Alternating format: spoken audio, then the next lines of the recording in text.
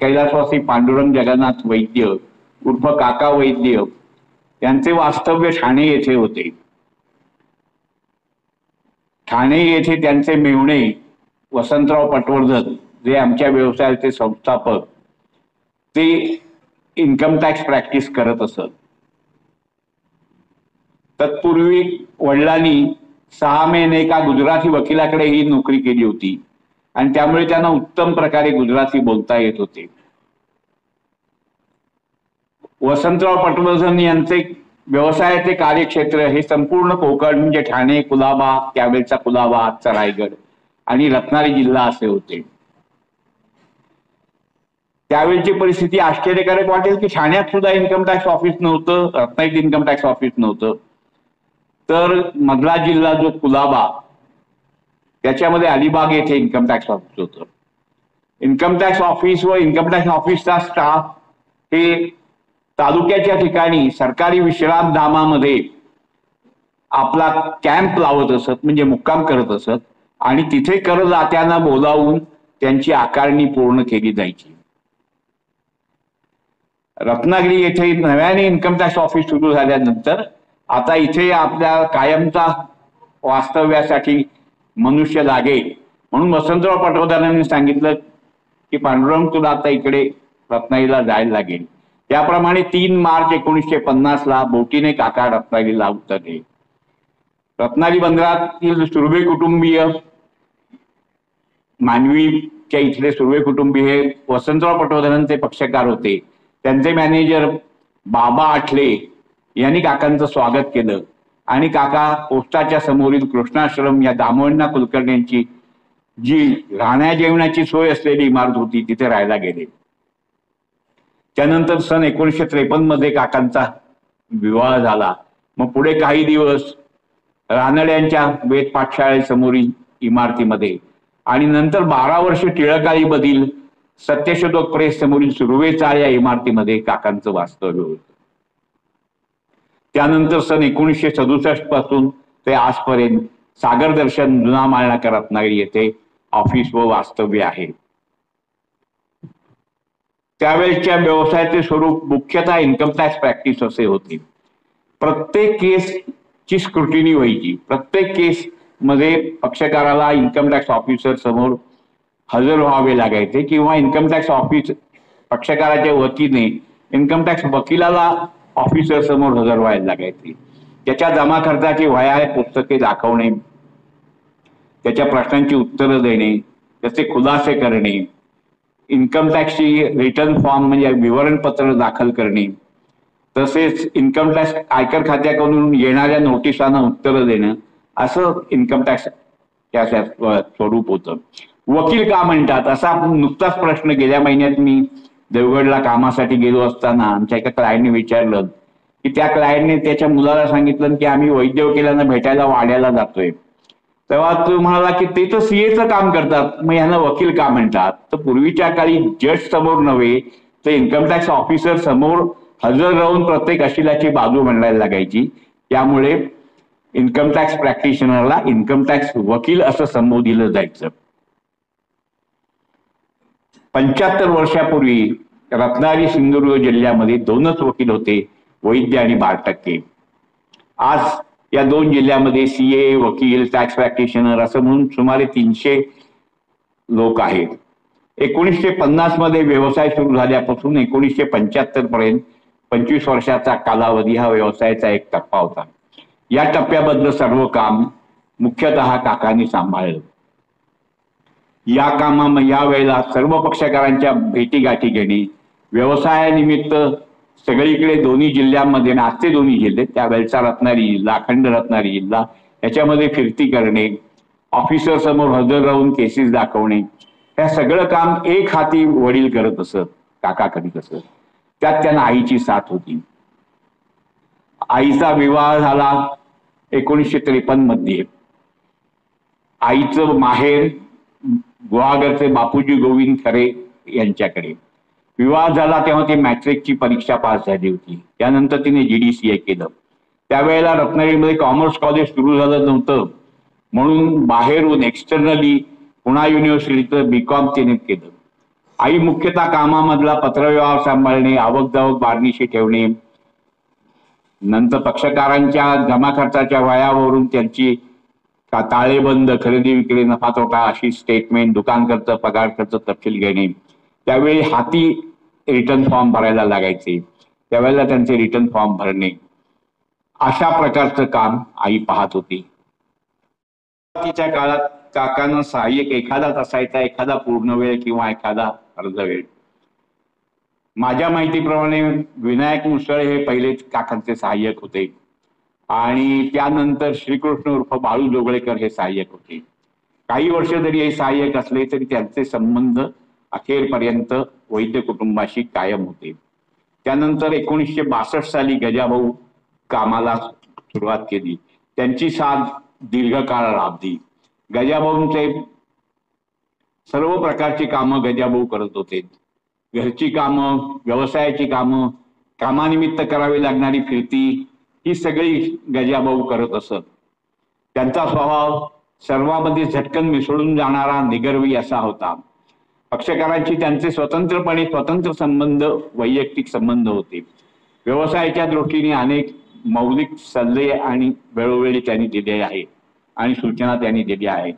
मी सुरुवातीला आणीबाणीमध्ये ज्या वेळेला 76 साली कामाला लागलो, त्यावेळेला गजाभाऊ आणि मी असे दोघेच आम्ही बाहेर फिरतीवरती कामाला जात असू. त्यावेळी पक्षकाराची ओळखही गजाभाऊ तुम्हाला करून द्यायचा. हा पक्षकार कसा आहे, त्याचं स्वभाव वैशिष्ट्य काय आहे, त्याचं काम कसं आहे, या सगळ्याची माहिती गजाभाऊ आम्हाला द्यायचा. गजाभाऊचं बद्दल आम्ही वैद्य कुटुंबीय, आत्ताच नुकतेच त्यांचे जानेवारीमध्ये निधन झाले, आम्ही वैद्य कुटुंबीय गजाभाऊचे कायमचे ऋणी आहोत. 1960 दरम्यान काकांची कैलासवासी विनायकराव भावे उर्फ अण्णा भावे यांच्याशी ओळख झाली. अण्णा भावे सरकारी नोकरीत होते. त्यांना व्यवसायात यायचं होतं, पण व्यवसाय चालेल की नाही अशी एक धाकधूक होती, भीती होती. काकांनी त्यांना आश्वस्त केले की तुम्हाला व्यवसायात तुम्ही जरूर या, तुम्हाला व्यवसायात जर आजच्या पगारा एवढे उत्पन्न मिळालं नाही तर ते मी तुम्हाला देईन. आणि त्यामुळे विनायकराव व्यवसायात आले. कोल्हापूरला दामोदर शिवरामच्या माडीवर वैद्य भावे आणि कंपनीची स्थापना झाली. पुढे काही दिवसच ही भागीदारी कागदावर होती. अण्णा भावे यांनी वकिलीची सनद घेतल्यानंतर ती संपुष्टात आली, पण स्नेह आणि प्रेम मात्र अखेरपर्यंत होता. त्यांच्याच मुलींचं मनोगत मध्ये माझ्या बहिणीने आता तुम्हाला वाचून दाखवलं. अण्णा भावेंनी आणीबाणीच्या काळातही आमच्या मदतीला ते आवर्जून आले होते.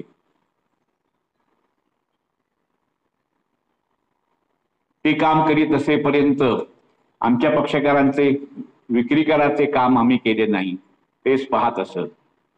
सन 1950 ते 1975 हा 25 वर्षाच्या काळाचा एक टप्पा होता. 25 जून 1975 देशात आणीबाणी लावण्यात आली आणि 17 ऑक्टोबर 2075 17 ऑक्टोबर 1975 राष्ट्रीय स्वयंसेवक संघाचे कार्यकर्ते म्हणून वडिलांना अटक झाली आणि 18 महिने ते येरोड्याच्या कारागृहात होते. या 18 महिन्यामध्ये हा प्रॅक्टिस टिकून राहणं, मुख्य व्यक्तीच्या अनुपस्थित, हा फार मोठा कसोटीचा आणि अवघड काळ होता. याच काळामध्ये मी शिक्षण अर्धवट ठेवून कामाला आलो आणि तो 76 सालापासून आज आता 50 वर्ष कामामध्ये आहे. या काळामध्ये पक्षकारांनी माझ्यावर विश्वास दाखवला, मला कामाच्या विषयी आत्मविश्वास प्राप्त झाला. याच काळात आमचे संस्थापक जे वसंतराव पटवर्धन हे 3-4 वेळा रत्नागिरीला कामानिमित्त येऊन गेले. अण्णा भावे लक्ष ठेवून होते आणि आई ही धीराने खंबीर उभी होती. माझं शिक्षण पूर्ण करून CA होऊन मी व्यवसायाला लागलो आणि व्यवसायाचे स्वरूप बदलू लागले, विस्तार पाहू लागले. पूर्वी केवळ इन्कम टॅक्स प्रॅक्टिस असेच व्यवसायाचे स्वरूप होते. त्याच्यामध्ये 1984 मध्ये टॅक्स ऑडिटची तरतूद आली आणि ऑडिटच्या कामाची भर पडली. स्टाफ वाढला, ऑफिस गजबजून गेले. इन्कम टॅक्स प्रॅक्टिस बरोबर ऑडिट बरोबरच शैक्षणिक टॅक्स ऑडिट बरोबरच शैक्षणिक संस्थांची ऑडिट, सहकारी संस्थांची ऑडिट, बँकांची ऑडिट, व्हॅट, रेरा अशी अनेक प्रकारची कामं, प्रोजेक्ट रिपोर्ट ही ऑफिसमध्ये सुरू झाली.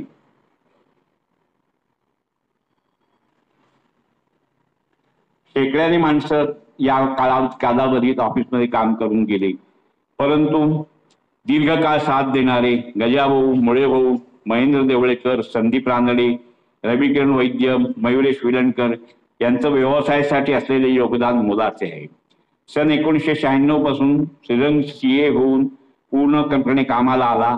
आज व्यवसायाची धुरा मुख्यत्वाने तो व त्याची पत्नी सौ राधिका हेच सांभाळत आहेत. 12 ऑगस्ट 2017ला GSTचे ऑफिस आमच्या ऑफिसमध्ये स्वतंत्र ऑफिस सुरू झाले. त्याची सर्व जबाबदारी एक हाती चैतन्य पाहत आहे. चैतन्य हा श्रीरंगचा मुलगा असून 2019 मध्ये तो CA झाला आणि थोड्या कालावधीतच GST एक्सपर्ट म्हणून त्याने चांगलं नाव कमावलं आहे. 75 वर्षे एवढा दीर्घकाळ प्रॅक्टिस टिकून राहणे व वृद्धिंगत होणे याबद्दल जर शांतपणे विचार करू लागलं तर कारण काय आहे असं पाहायला गेलो तर असं लक्षात येतं की आपलं कर्तृत्व नव्हे तर परमेश्वरी कृपेशिवाय हे साध्य होऊ शकत नाही. परमेश्वरी कृपा ही दाखवता येत नाही, पण ती असते. तीच अनेक गोष्टी पूर्णपणे जुळवून आणते आणि नीट सुरळीतपणे चालवते. ह्या परमेश्वरी कृपेनेच आज ही 75 वर्ष पूर्ण होत आहेत. त्याच्यानंतर दुसरं गोष्ट म्हटली तर पक्षकार, ज्यांचं काम करायचं ते पक्षकार असायला हवेत. त्या पक्षकार नसले तर कुणाचं काम करणार आपण, तर ते पक्षकार असायला हवेत. त्यांचा प्रेम आणि विश्वास प्राप्त व्हायला हवा. याच पक्षकारांच्या प्रेम आणि विश्वासापोटी त्यांच्या 3 पिढ्यांचं काम आमच्या 3 पिढ्या पाहत आहेत. तिसरी गोष्ट म्हणजे पूर्वजांची पुण्याई. 75 वर्षे एवढा व्यवसायाचा कालावधी एकाच व्यक्तीच्या आयुष्यात होऊ शकत नाही. त्यासाठी पुढची पिढी, पहिल्या पिढीच्या नंतर पुढची पिढी काम करते, त्यानंतर पुढची पिढी येते. या पूर्वसुरींचा आशीर्वाद आणि त्यांची पुण्याई असल्याशिवाय हा व्यवसायामध्ये इतके वर्ष राहता येत नाही. वसंतराव पटवर्धन व त्यांचे थोरले बंधू मुकुंदराव पटवर्धन यांच्यापासून हा व्यवसाय सुरू झाला. त्यांच्यामुळे काका या व्यवसायात आले, काकांच्यामुळे मी आणि श्रीरंग या व्यवसायात आलो. आज आता त्याच्या पुढची पिढी श्रीरंग हा व्यवसायात आला आहे. या पूर्वसुरींचे आशीर्वाद आणि पुण्याई ही या प्रवासासाठी, दीर्घ प्रवासासाठी कारणीभूत आहे. काम वेळच्या वेळी आणि व्यवस्थित होण्यासाठी काळ वेळ न पाहता कठोर परिश्रम करणे हे अत्यावश्यक आहे. असे परिश्रम आम्ही व आमच्या वेळोवेळी असलेल्या टीमने वर्षानुवर्ष केले आहेत. व्यवसायासाठी 5वी गोष्ट म्हणजे व्यवसायासाठी अनुरूप असे शिक्षण. व्यवसायासाठी अनुरूप असे शिक्षण जर कुटुंबाच्या सदस्यांनी घेतले नाही तर व्यवसायाला पूर्णता येत नाही, त्याच्यामध्ये न्यूनता राहून जाते. माझे आई वडील जुन्या काळातले कॉमर्स ग्रॅज्युएट होते. मी CA झालो. मी जर CA झालो नसतो तर टॅक्स ऑडिटची तरतूद ज्यावेळी आली त्यावेळेला आम्हाला CAचं काम करता आलं नसतं, ऑडिटचं काम करता आलं नसतं. तसंच चैतन्याने GST येण्याच्या आधी जर GSTचा अभ्यास करून GSTचं ऑफिस सुरू केलं नसतं तर आम्हाला GSTचं काम करता आलं नसतं. माझी बहीण सौ वर्षा ही लग्नापूर्वी LLB झाली. माझी पत्नी सौ गीता हिने लग्नानंतर LLB केले. नंतर श्रीरंग CA झाला. त्यानंतर माझी मुलगी कल्याणी ही CA झाली. ती आज पुण्याला स्वतंत्र प्रॅक्टिस करत आहे. त्यानंतर चैतन्य CA झाला, तो आज आमच्या प्रॅक्टिसमध्ये आहे. त्याच्यानंतर चैतन्याची बहीण प्राजक्ता ही CA झाली, ती पुण्याला स्वतंत्रपणे जॉब करत आहे. आणि नुकतीच यावर्षी चैतन्याची पत्नी मयुरी ही CA झाली. ती ज्या वेळेला CA झाली त्यावेळेला एकाच घरातील 6 व्यक्ती CA झाल्याची चर्चा सर्वत्र होत होती. श्रीरंग, चैतन्य, सौ मयुरी यांना लाभावे अशी परमेश्वर चरणी प्रार्थना करून माझे मनोगत संपवतो.